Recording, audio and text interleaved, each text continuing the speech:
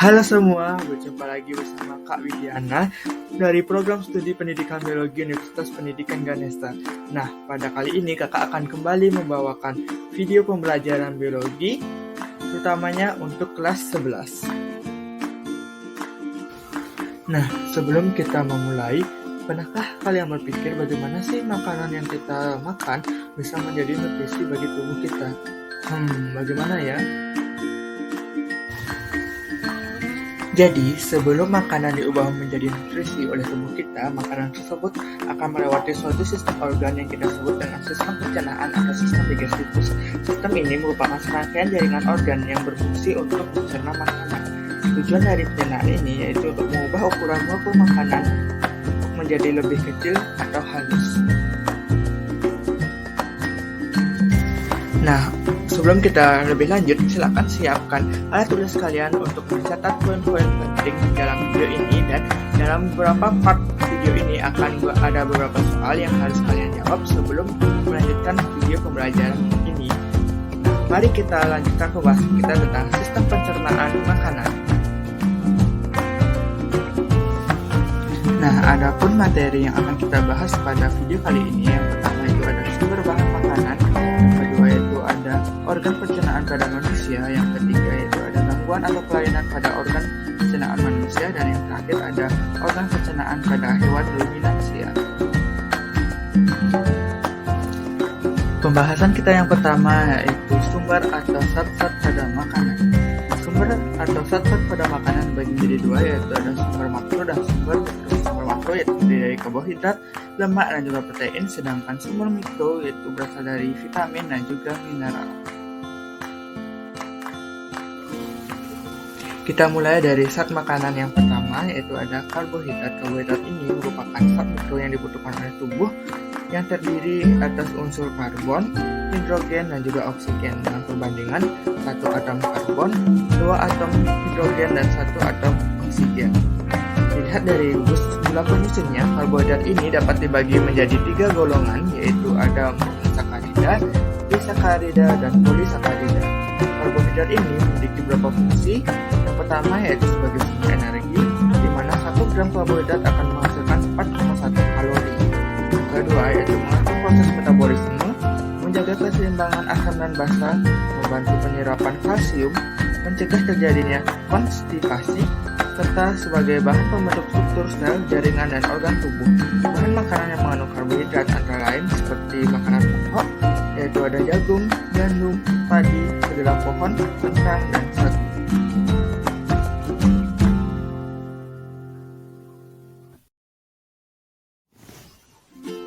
Zat yang kedua ada lemak atau yang dikenal dengan lipid. Lemak atau lipid ini merupakan zat organik hidrofobik sehingga suka larut di dalam air. Namun, lemak dapat larut dalam pelarut organik seperti eter dan juga kloroform. Lemak tersusun dari unsur karbon, hidrogen, dan oksigen. Kadang-kadang lemak ini juga tersusun oleh fosfor serta nitrogen. Lemak dapat berasal dari tumbuhan yang disebut dengan lemak nabati dan dari hewan yang disebut dengan lemak hewani. Bahan makanan yang mengandung lemak seperti kelapa, kemiri, zaitun, mentega, keju, susu, telur, terutamanya kuning telur, ikan, dan juga daging. Di dalam lemak ini mempunyai beberapa fungsi, yaitu sebagai penghasil energi tertinggi, di mana 1 gram lemak menghasilkan 9,3 kalori. Yang kedua yaitu sebagai pelindung tubuh dari pengaruh suhu rendah. Yang ketiga yaitu pelindung alat-alat tubuh yang lunak. Yang keempat yaitu pelarut vitamin, yaitu vitamin A, D, E, dan K, sehingga itu ada penahan rasa lapar, penyusun membran sel, penyusun hormon dan vitamin, serta penyusun garam otot.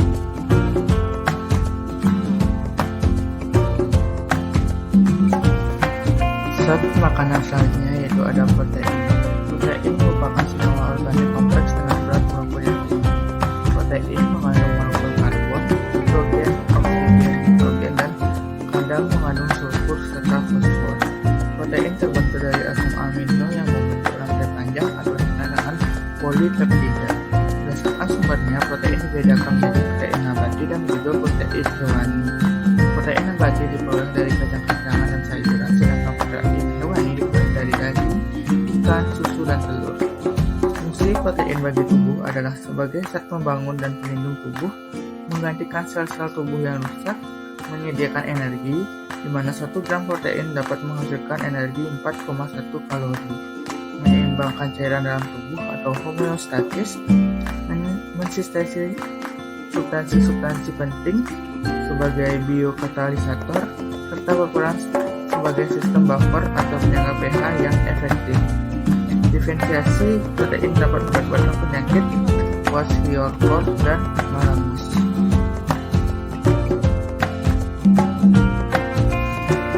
Zat makanan selanjutnya yaitu ada vitamin. Vitamin ini merupakan salah satu mikronutrien. Kenapa dikatakan mikronutrien? Karena vitamin ini merupakan molekul organik yang diperlukan dalam makanan dalam jumlah yang sangat kecil. Vitamin ini berfungsi untuk membantu pengaturan atau proses kegiatan tubuh dalam menjalankan kehidupan atau yang kita kenal dalam metabolisme tubuh. Nah, vitamin ini dibagi menjadi 2, yaitu ada vitamin yang larut dalam air, yang dimana vitamin larut dalam air ini yaitu ada vitamin B kompleks dan juga vitamin C. Nah, vitamin B kompleks ini dibagi lagi menjadi vitamin B1, vitamin B2, vitamin B3, vitamin B5, vitamin B6, B11, dan juga B12. Sedangkan vitamin yang larut dalam lemak yaitu ada vitamin A, vitamin D, vitamin E, dan vitamin K. Nah, vitamin ini umumnya dapat dijumpai pada buah-buahan.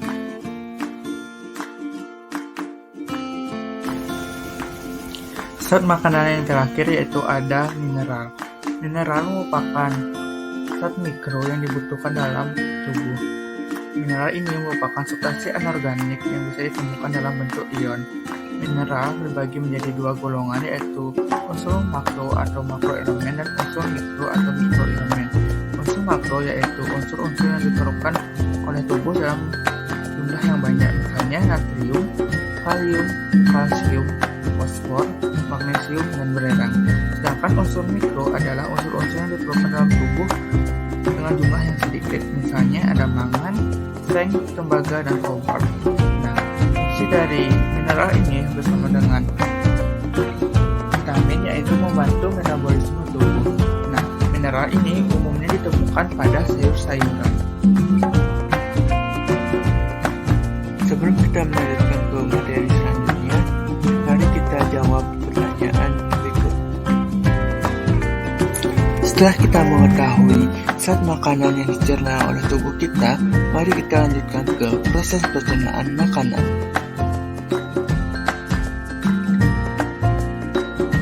Secara umum, proses pencernaan terdiri atas 2 jenis, yaitu proses pencernaan mekanis dan juga proses pencernaan kimiawi. Proses pencernaan mekanik merupakan proses pencernaan makanan yang dilakukan dengan gerak-gerakan seperti mengunyah, menelan, dan menghancurkan. Pencernaan mekanik ini bertujuan untuk mengubah makanan menjadi lebih kecil, sedangkan proses kimiawi merupakan proses pencernaan makanan yang melibatkan enzim. Proses pencernaan kimiawi ini bertujuan untuk mengubah partikel makanan yang kecil menjadi bentuk yang mudah diserap oleh tubuh. Karena yang berubah kimiawi terjadi, mari kita simak tayangan berikut ini.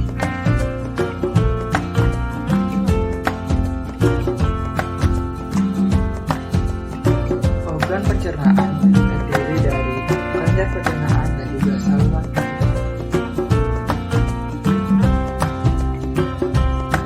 Yang pertama kita bahas yaitu paru-paru bawah.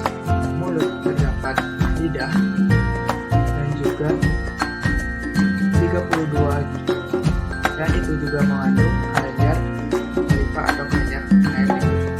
Nah, ketika makanan masuk, maka lidah dan gigi berperan dalam proses mekanik atau proses menghancurkan. Ketika makanan dicampur dengan air liur, maka akan terjadi suatu proses pencernaan secara kimiawi, di mana karbohidrat kompleks akan diubah menjadi maltosa atau disakarida. Ketika makanan yang dipindahkan tercampur dengan air liur akan menjadi bulus. Bulus ini akan didorong ke dalam lidah menuju faring. Di dalam faring ini, secara otomatis enzim akan menutup agar makanan tidak menjadi. Kemudian makanan akan menuju esofagus. Nah, esofagus ini terjadi gerakan menuju makanan yang menuju ke lambung, disebutkan gerakan peristaltik.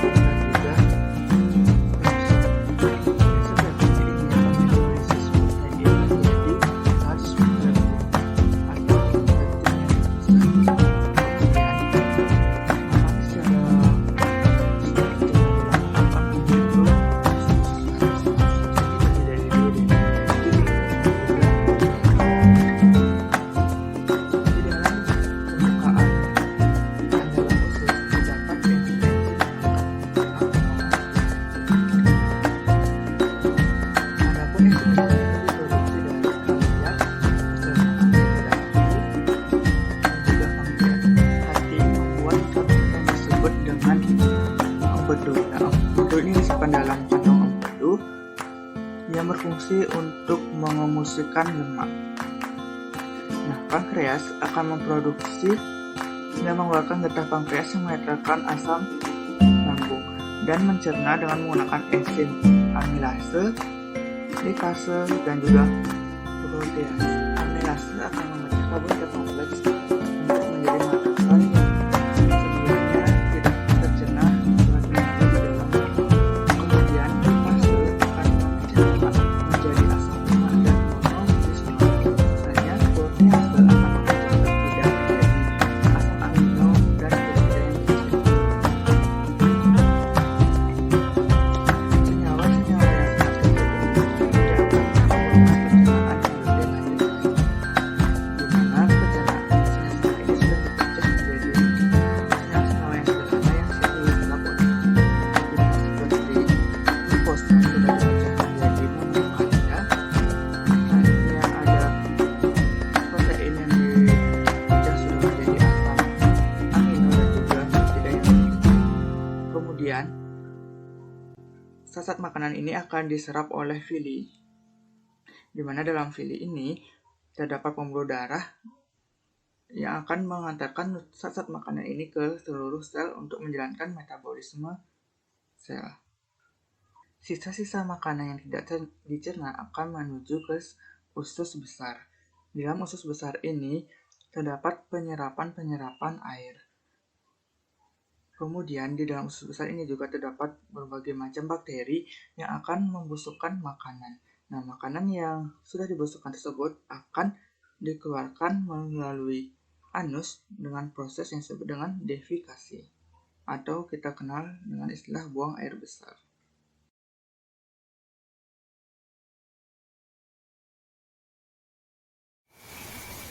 Suatu organ apabila tidak dijaga dengan baik akan mengalami suatu gangguan. Gangguan pada organ pencernaan dapat disebabkan oleh infeksi bakteri, kebiasaan hidup yang tidak sehat seperti menunda makan atau telat makan, dan juga kelainan pada organ pencernaan. Nah, adapun gangguan-gangguan tersebut seperti yang pertama itu ada gastritis. Gastritis ini kita kenal dengan MAH. Biasanya disebabkan oleh kebiasaan yang telat makan dan juga menunda-nunda untuk makan. Misalnya itu yang kedua itu ada hemoroid. Hemoroid ini kita kenal dengan istilah wasir atau ambeien, di mana yang disebabkan oleh pelebaran pembuluh vena yang berada di sekitar dubur atau anus. Misalnya itu ada appendicitis, di mana penyakit ini merupakan peradangan pada usus buntu. Misalnya ada tukak lambung. Tukak lambung ini biasanya disebabkan oleh gastritis yang kronis atau yang parah, yang dimana dinding lambung sudah mengalami luka. Misalnya gangguan selanjutnya itu ada diare. Diare ini merupakan suatu gangguan sistem pencernaan di mana ketika kita melakukan BAB atau buang air besar, kotoran yang kita buang berbentuk cair. Dan yang terakhir ada konstipasi, di mana konstipasi ini merupakan gangguan tidak buang air besar kurang dari 3 kali dalam seminggu. Sistem pencernaan dapat terserang berbagai kelainan dan penyakit. Oleh karena itu, saluran pencernaan perlu dirawat dengan baik. Beberapa tips merawat saluran pencernaan seperti berikut. Yang pertama yaitu mencuci tangan menggunakan air bersih dan sabun sebelum makan. Yang kedua, mengkonsumsi makanan yang higienis untuk meminimalisir gangguan pada sistem pencernaan. Yang ketiga, yaitu menerapkan pola makan yang teratur dengan pemenuhan gizi yang cukup dan seimbang. Yang keempat, yaitu makan dalam keadaan santai dan tidak terburu-buru. Yang kelima, yaitu memperbaiki cara menelan makanan, tidak boleh asal menelan. Yang keenam, yaitu menjauhi kegiatan mental dan berpikir berat setelah makan. Ketujuh yaitu mengkonsumsi makanan yang mengandung serat setiap hari, dan yang kedelapan itu menghindari kebiasaan menahan buang air besar karena dapat mengakibatkan sembelit.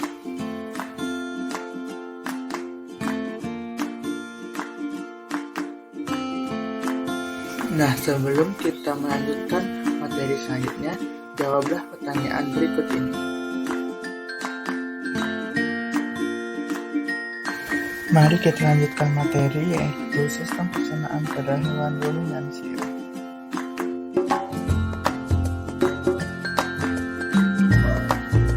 Organ pencernaan pada ruminansia terdiri dari mulut, kerongkongan, lambung, usus halus, usus besar, dan juga anus. Pada mulut, ruminansia hanya memiliki gigi geraham dan juga gigi seri. Gigi seri ini berfungsi untuk memotong makanan, sedangkan gigi geraham depan dan belakang berfungsi untuk mengunyah makanan. Makanan setelah melewati kerongkongan akan melewati lambung. Lambung pada ruminansia memiliki 4 bagian, di mana yang pertama, makanan akan masuk ke dalam rumen. Di dalam rumen, makanan akan dicerna hingga menjadi bubur. Kemudian, makanan tersebut akan dibawa ke retikulum. Di dalam retikulum, makanan akan mengalami fermentasi dengan bantuan bakteri dan juga protozoa. Kemudian, makanan tersebut akan dikeluarkan kembali dan dikunyah kembali oleh hewan ruminansia tersebut. Makanan yang sudah dikunyah akan kembali didorong masuk menuju bagian lambung yang disebut dengan omasum atau perut kita. Bagian ini berfungsi untuk mencerna makanan. Kemudian, bagian terakhir dari lambung yaitu abomasum, di mana di dalam abomasum ini makanan dicerna menggunakan enzim pepsin. Kemudian makanan akan menuju usus halus, di mana usus halus ini berfungsi sebagai penyerapan. Kemudian menuju usus besar dan berakhir pada anus. Sistem pencernaan pada ruminansia ini didesain khusus karena hewan ruminansia dapat mencerna selulosa.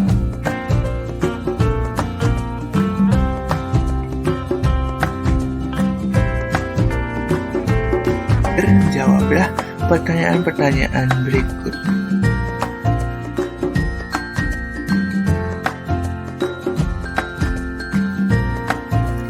Baik semuanya, adapun yang dapat kita simpulkan pada video pembelajaran kali ini yaitu makanan sehat adalah makanan yang higienis mengandung bergizi seimbang yang diperlukan oleh tubuh seperti karbohidrat, lemak, protein, vitamin, dan mineral. Proses pencernaan makanan pada manusia meliputi 2 proses, yaitu proses mekanik dan juga proses kimiawi. Organ-organ pencernaan pada manusia terdiri dari saluran pencernaan dan kelenjar pencernaan. Saluran pencernaan terdiri dari atas mulut, kerongkongan, lambung, usus halus, usus besar, dan anus. Sedangkan kelenjar pencernaan terdapat pada mulut, lambung, usus halus, pankreas, dan juga hati. Gangguan yang mungkin terjadi pada sistem pencernaan manusia antara lain gastritis, appendicitis, diare, konstipasi, dan hemoroid. Lambung ruminansia terdiri dari 4 bagian yaitu rumen, retikulum, omasum, dan juga abomasum. Nah, berakhirlah video pembelajaran kita hari ini. Terima kasih sudah menyimak video pembelajaran kali ini dan juga sudah menjawab pertanyaan-pertanyaan yang ada di beberapa bagian video ini. Kakak ucapkan terima kasih dan sampai jumpa kembali. Dadah.